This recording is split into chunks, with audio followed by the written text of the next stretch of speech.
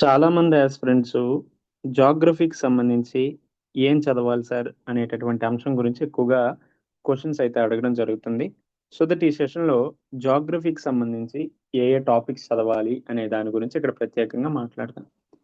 Main thing ఇక్కడ ఏం చదవాలి అనేటటువంటి అంశం గురించి చెప్పాను అంటే, అది సిలబస్‌ని ప్రామాణికంగా చేసుకొని చెప్పడం మాత్రమే జరుగుతుంది. సో దట్ మీరు ఖచ్చితంగా మీకు తెలియాల్సిందేంటంటే మన దగ్గర ఉన్నటువంటి పుస్తకం కంటే ఏపీపీఎస్సీ బోర్డు మన కోసం తయారు చేసినటువంటి సిలబస్ అనేది మనకి చాలా ముఖ్యమైనటువంటి అంశం. సో దట్ ఏపీపీఎస్సీ గ్రూప్ 2కి సంబంధించి గ్రూప్ 2 సిలబస్ మాత్రం ఖచ్చితంగా మీ పక్కన పెట్టుకోండి. దానికి అనుగుణంగానే ఏ పుస్తకాన్నైనా చదువుకోవాల్సిన అవసరం ఉంది. మనకి జాగ్రఫీలో ఎన్ని అంశాల గురించి ఇచ్చారు అంటే, ఒకటి సాధారణ మరియు భౌతిక భూగోళ శాస్త్రంకి సంబంధించినటువంటి అంశం. అంటే general and physical geography related అంశాలు. దీంతో పాటు ఆర్థిక భూగోళ శాస్త్రం, economic geography of India and AP, అలానే మానవ భూగోళ శాస్త్రం, human geography of India and AP. See ఇంకో థింగ్ ఏంటంటే ఇక్కడ ఈ అంశం తప్పించి ఈ రెండు కూడా మనం ఇండియన్ జాగ్రఫీ అండ్ ఏపీ జాగ్రఫీని దృష్టిలో పెట్టుకొని చదువుకోవాల్సిన అవసరం ఉంది. నార్మల్గా ఇప్పుడు ఈ వీడియో చూసినటువంటి చాలా మంది ఆస్పిరెంట్స్ కావచ్చు, ఈవెన్ బిగినర్స్ అయినా, లేదంటే కొత్తగా ప్రారంభించినటువంటి వాళ్ళు కాకుండా గ్రూప్ 2 కోసం కోచింగ్ తీసుకొని ప్రిపేర్ అవుతున్న వాళ్ళు కావచ్చు, లేదంటే గ్రూప్ 2 ఇంతకు ముందు రాసి కొద్ది దూరంలో వెళ్ళి మిస్ అయిపోయిన వాళ్ళు కూడా చూస్తారు. సో దట్ వాళ్ళందరికీ సరే ఏ బుక్ లిస్టు, ఏ బుక్ తీసుకుంటే బాగుంటుంది అనేటటువంటి ఆలోచన అందరికీ వస్తుంది. మనకి మార్కెట్‌లో జాగ్రఫీకి సంబంధించి అవైలబుల్‌గా ఉన్నటువంటి మంచి బుక్స్ ఏవి అంటే, రమణరాజు గారికి సంబంధించినటువంటి బుక్కు, అలానే విన్నర్స్ పబ్లికేషన్స్ వాళ్ళకి సంబంధించినటువంటి book. So winners publications Jaganmohan Reddy గారికి సంబంధించినటువంటి బుక్ మనకి మార్కెట్లో స్పెషల్లీ గ్రూప్ 2 ఓరియంటేషన్గా ఉండడం అయితే జరిగింది. అంటే ఏంటి సార్ ఇప్పుడు రెండు బుక్స్ తీసుకోవాలా అంటే, రెండు బుక్స్ అవసరం లేదు. ఈ రెండిట్లో ఏదో ఒకటి తీసుకోండి. సో రమణరాజు గారి బుక్ అవ్వచ్చు, విన్నర్స్ పబ్లికేషన్స్, ఈ రెండు కూడా గ్రూప్ 2 సిలబస్ని ప్రామాణికంగా చేసుకొని ఇవ్వడం జరిగింది కాబట్టి ఏ బుక్ తీసుకున్నా పర్లేదు. మరి సార్ ఇప్పుడు కొత్త ఎడిషన్ తీసుకోవాలా, పాత ఎడిషన్ తీసుకోవాలా అనేటటువంటి డౌట్ కూడా వస్తుంది. సి కొత్తది పాతది అని ఏ ఆలోచనలు పెట్టుకోకుండా, ఇఫ్ ఇన్ కేస్ మీ దగ్గర ఓల్డ్ ఎడిషన్ ఉంటే దాన్నే ఫాలో అవ్వండి. ప్రతిసారి కొత్త ఎడిషన్స్ తీసుకున్న దానివల్ల ఎటువంటి యూజ్ కూడా ఉండదు. ఎందుకు యూజ్ ఉండదు అంటే, పాత ఎడిషన్ నుంచి కొత్త ఎడిషన్కి చేంజ్ చేయడానికి జాగ్రఫీలో అంత ఎక్కువగా డైనమిక్గా ఉన్నటువంటి అంశాలు ఏమీ ఉండవు కదా. ఒకవేళ డైనమిక్గా ఉన్నటువంటి అంశాలంటే ఏమొస్తాయి, జియోమార్ఫాలజీకి సంబంధించి ఏవైనా కొత్తగా ఎర్త్క్వేక్స్ రిలేటెడ్ ఆస్పెక్ట్స్ కావచ్చు, లేదంటే అగ్నిపర్వతాలకు సంబంధించినటువంటి విస్ఫోటనాలు, లేదంటే ల్యాండ్ స్లైడ్స్ రిలేటెడ్ ఆస్పెక్ట్స్ మాత్రమే ఎక్కువగా ఉంటాయి. అంతకుమించి మీకేమి ఎగ్జామ్ పర్స్పెక్టివ్లో లేదంటే కొత్త ఎడిషన్లో అన్ని మార్పులు చేర్పులు అనేవి ఉండవు. సో దట్ మీరు ఓల్డ్దైనా న్యూదైనా, ఇఫ్ ఇన్ కేస్ ఓల్డ్ అనుకున్నా ఓల్డ్ది ఫాలో అవ్వండి, ఏది లేదనుకోండి కొత్తది ఫాలో అవ్వండి, అంతే. ఇంకా వేరే డిస్కషన్స్ ఏమీ అవసరం లేదు. మళ్ళీ ఇవన్నీ చూసిన కొంతమంది ఇంగ్లీష్ మీడియం ఆస్పిరెంట్స్ సార్ మేమేది తీసుకోవాలి అనేటటువంటి డౌట్లో ఉంటారు. సో దట్ ఇంగ్లీష్ మీడియం ఆస్పిరెంట్స్కి కూడా రమణరాజ్ గారు బుక్ ఇంగ్లీష్లో మనకి అవైలబుల్గా ఉంది. సో దట్ అది తీసుకోండి. ఇక ఆలస్యం చేయకుండా మనం సిలబస్లో ఏ ఏ టాపిక్స్ చదువుకోవాలి ఏంటి అనేటటువంటి అంశం గురించి డిస్కస్ చేద్దాం. మనకి ఫస్ట్ ఏం మెన్షన్ చేశారు, earth in our solar system, భూమికి సంబంధించినటువంటి అంశాల గురించి మనకి మెన్షన్ చేయడం జరిగింది. భూమితో పాటు సౌర వ్యవస్థ గురించి కూడా మనకి ప్రత్యేకంగా అడగడం జరిగింది. సో దట్ ఇక్కడ మనం యూనివర్స్కి సంబంధించి అంటే మన విశ్వానికి సంబంధించినటువంటి అన్ని అంశాల గురించి కూడా తెలుసుకోవాలి. ప్రధానంగా విశ్వం యొక్క ఆవిర్భవం. సో ఈ విశ్వం యొక్క ఆవిర్భవ సిద్ధాంతాల్లో అన్నీ చదవాలంటే అన్నీ అవసరం లేదు, బట్ బిగ్ బ్యాంగ్ థియరీ ఏదైతే ఉందో ఈ బిగ్ బ్యాంగ్ థియరీకి సంబంధించినటువంటి అంశాలు మాత్రం ఖచ్చితంగా చూడండి. దీంతో పాటు ఇక్కడ కొన్ని పదజాలాలు ఉంటాయి. సో ఆ పదజాలం ఏవైతే ఉన్నాయో వాటి గురించి కూడా చూసుకోండి. ఫర్ ఎగ్జాంపుల్ గ్యాలక్సీ అంటే ఏంటి కావచ్చు, నక్షత్రాలు అంటే ఏంటి, ఇటువంటి కొన్ని ముఖ్యమైనటువంటి పదాలు ఉంటాయి. లేదంటే కన్స్టిలేషన్స్ అంటే ఏంటి, రైట్. దెన్ ఆల్సో ఇక్కడ ప్రతి గ్రహానికి సంబంధించినటువంటి అంశాల మీద అందరూ ఎక్కువగా శ్రద్ధ పెడతారు. జస్ట్ ఇది వాట్ ఈజ్ వాట్ అని చూసుకోండి. ఇన్నర్ ప్లానెట్స్ ఏంటి, అవుటర్ ప్లానెట్స్ ఏంటి అనేది చూసుకుంటే సరిపోతుంది.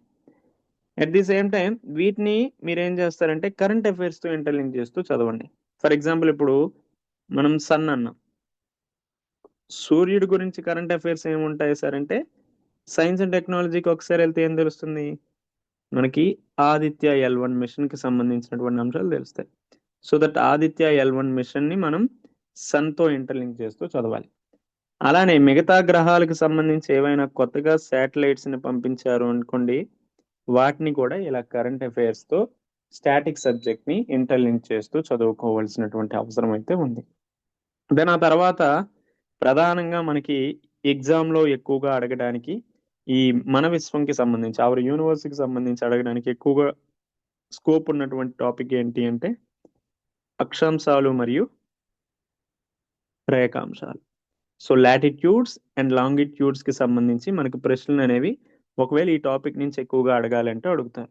సో అక్షాంశాలకు సంబంధించినటువంటి కావచ్చు, రేఖాంశాలకు సంబంధించినటువంటి ఫీచర్స్ ఏవైతే ఉన్నాయో వాటి గురించి చూసుకొని చదువుకోవాల్సిన అవసరం ఉంది.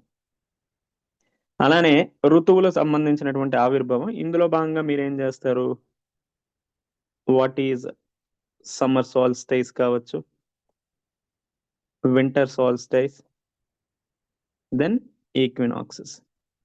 సో వాట్ ఈజ్ వాట్ అనేది చూస్తూ దీనికి సంబంధించినటువంటి ఇంపార్టెంట్ ఫీచర్స్ ఇటువంటివన్నీ కూడా చదువుకోవాల్సిన అవసరం ఉంది. దెన్ జియోమార్ఫాలజీలో భాగంగా మనకి ఏం మెన్షన్ చేశారు, డైరెక్ట్ గా జియోమార్ఫాలజీ అని కాకుండా ఇంటీరియర్ ఆఫ్ ద ఎర్త్ అంటే భూ అంతర్భాగంకి సంబంధించినటువంటి అంశాలు. భూ అంతర్భాగం అంటే ఏముంటాయి, ఆ 3 పొరలు ఉంటాయి కదా, క్రస్ట్, మ్యాంటిల్ అండ్ కోర్.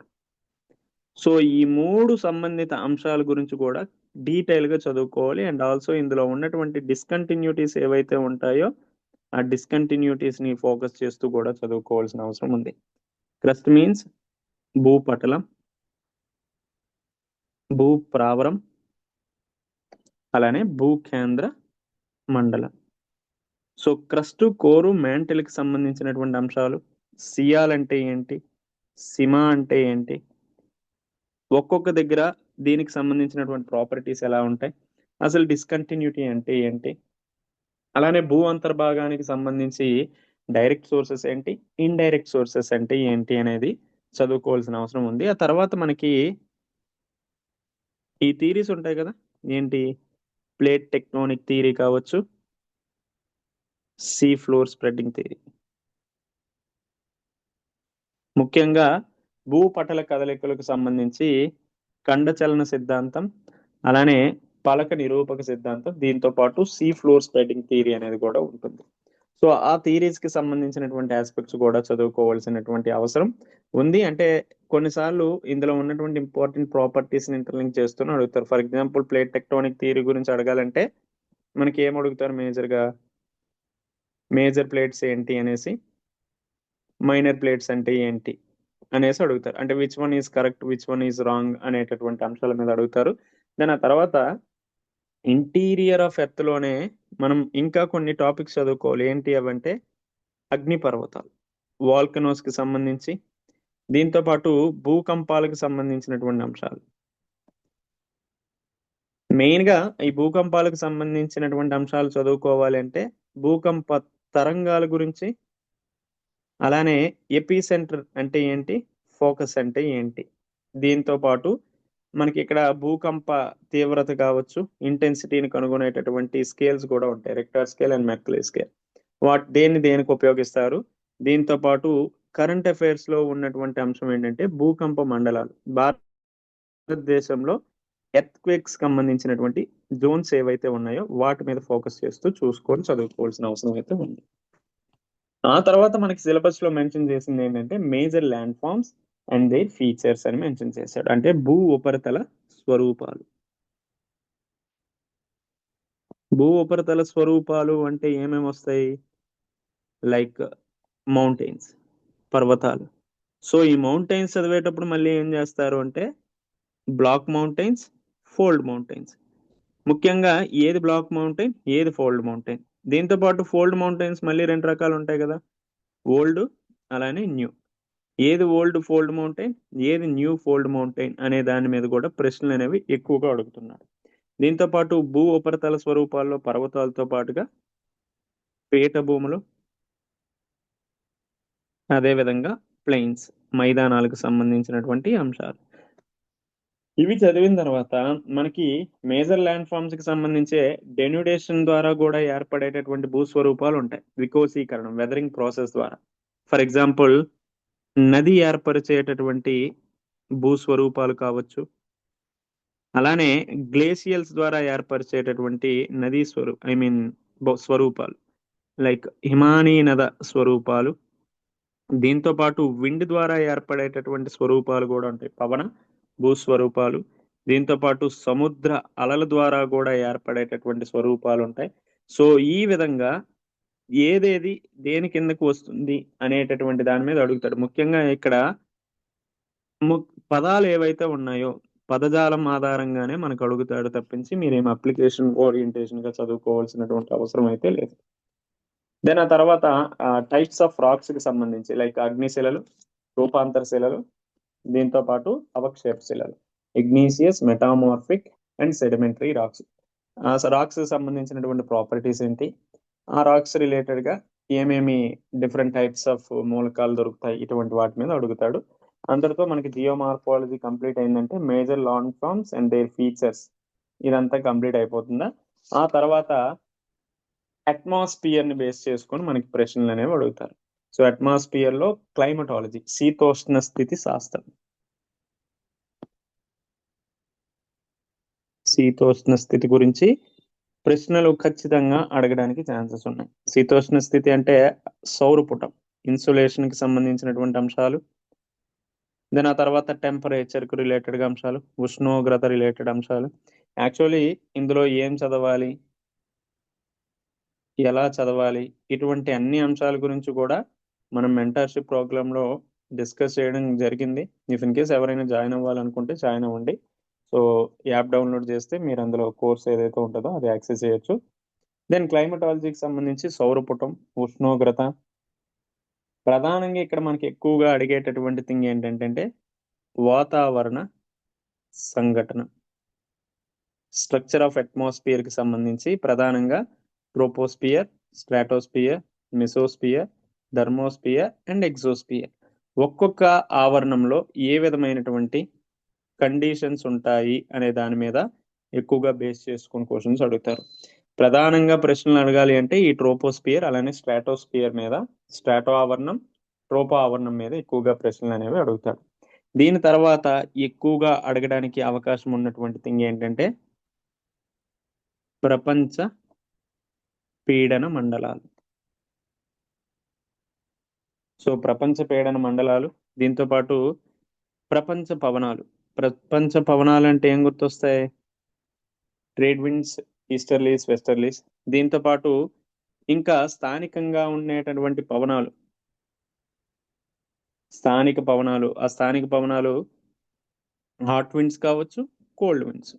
అంటే దీన్ని మళ్ళీ ఎలా అడుగుతారు, ఏది హాట్ విండ్ ఏది కోల్డ్ విండ్ అనేసి అడగొచ్చు. అదే విధంగా ప్రధానంగా భారతదేశంకి వ్యవసాయ ఆధారితంగా ఉండేది ఋతుపవనాలు. సో దట్ ఋతుపవనాల మీద కూడా బేస్ చేసుకొని అడుగుతారు. దీంతో పాటు వర్షపాతం, సో రైన్ ఫాల్ కి సంబంధించినటువంటి అంశాలు. Different types of rainfalls ఉంటాయి కదా, లైక్ ఓరోగ్రఫిక్ రైన్ ఫాల్ అని, కన్వెక్షనల్ రైన్ ఫాల్ అనేసి. Then also cyclones related, tropical cyclone and temperate cyclone base చేసుకొని ప్రశ్నలు అడుగుతారు. Then also different types of clouds. So clouds ఎన్ని రకాలు, మేఘాలు, మేఘాలకు సంబంధించినటువంటి రకాలు. ఇవన్నీ కూడా మనకి సిలబస్ లో earth in solar system, interior of earth, major landforms and their features, climate, structure and composition of atmosphere వరకు ఇవన్నీ చదువుకోవాలి. దాని ఆ తర్వాత మనకి మెన్షన్ చేసింది ఏంటి అంటే సముద్రాల గురించి సంబంధించినటువంటి అంశం, సముద్ర శాస్త్రం లేదంటే ఓషనోగ్రఫీగా మనం చెప్పుకుంటాం. ఇందులో ప్రధానంగా ప్రశ్నలు అడగాలి అంటే దేని నుంచి అడుగుతారు అంటే సముద్ర నీటి కదలికలకు సంబంధించి మనకి ఓషన్ కరెంట్స్ మీద ఎక్కువగా అడుగుతారు, సముద్ర ప్రవాహాల మీద ఎక్కువగా ప్రశ్నలు అనేవి అడుగుతారు. లైక్ సముద్ర ప్రవాహాలు మళ్ళీ కోల్డ్ ఓషన్ కరెంట్స్, దీంతో పాటు వామ్ ఓషన్ కరెంట్స్ కి సంబంధించినటువంటి అంశాలు. సో ఏది కోల్డ్ కరెంట్, ఏది వామ్ ఓషన్ కరెంట్ అనే దాని గురించి అడుగుతారు. దీంతో పాటు సపరేట్ గా పసిఫిక్ ఓషన్ లో ఉన్నటువంటి cold and warm ocean currents మీద, దెన్ ఆ తర్వాత నార్త్ అట్లాంటిక్ లో ఉన్నటువంటి cold and warm ocean currents మీద, దీంతో పాటు ఇండియన్ ఓషన్ లోనే ఉన్నటువంటి cold and warm ocean currents ఏంటేంటి అనేది స్పెసిఫిక్ గా గుర్తుపెట్టుకొని చదువుకోవాల్సినటువంటి అవసరం అయితే ఉంది. ఎక్కువగా ఓషనోగ్రఫీ మీద మీకు ప్రశ్నలు అడగాలి అంటే సముద్ర ప్రవాహాలు, ఓషన్ కరెంట్స్ మీద ఎక్కువగా ప్రశ్నలు అనేవి అడగడానికి ఆస్కారం ఉంటుంది. సో ఇది ocean water, tides, waves, currents కి సంబంధించి. దెన్ రిమైనింగ్ ఆస్పెక్ట్స్ ఏవైతే ఉన్నాయో అవి అన్నీ కూడా ఇండియన్ అండ్ ఏపీ జాగ్రఫీకి సంబంధించినటువంటి థింగ్స్. సో దట్ ఫర్దర్ గా వచ్చే సెషన్ లో మనం రిమైనింగ్ ఇండియన్ అండ్ ఏపీ జాగ్రఫీకి సంబంధించినటువంటి థింగ్స్ ఏవి ఉన్నాయో వాటి గురించి మాట్లాడదాం. ఇప్పటి వరకు గ్రూప్ 2 కు సంబంధించి ప్రత్యేకంగా మనకి జనరల్, అదేవిధంగా ఫిజికల్ జాగ్రఫీ అని మెన్షన్ చేసి వరల్డ్ జాగ్రఫీ పాయింట్ ఆఫ్ వ్యూలో మనం చదవాల్సినటువంటి టాపిక్స్ ఏంటి అనేటటువంటిది ఇప్పటి వరకు చెప్పినటువంటి అంశాలు. సో ఫర్దర్ గా వచ్చే సెషన్స్ లో మనం ఏం చేద్దామంటే ఇండియా అలానే ఏపీ జాగ్రఫీకి సంబంధించి సిలబస్ లో ఏం మెన్షన్ చేశాడు, ఆ మెన్షన్ చేసినటువంటి అంశాల్లో వాటిని ఏ విధంగా చదవాలి, ఎందులో నుంచి ఎక్కువగా అడగడానికి అవకాశం ఉంటుంది అనేటటువంటి అంశాల గురించి ఇంకా డీటెయిల్ గా డిస్కస్ చేద్దాం. ఇఫ్ ఇన్ కేస్ మీకు ఇంకేమైనా డౌట్స్ ఉన్నా కూడా కిందన కామెంట్ సెక్షన్ లో తెలియజేయండి. సో దీనికంటే ఇంకా మంచిగా, ఇంకా బెటర్ ఇనిషియేటివ్ తో మళ్ళీ మీ ముందుకు వస్తాను.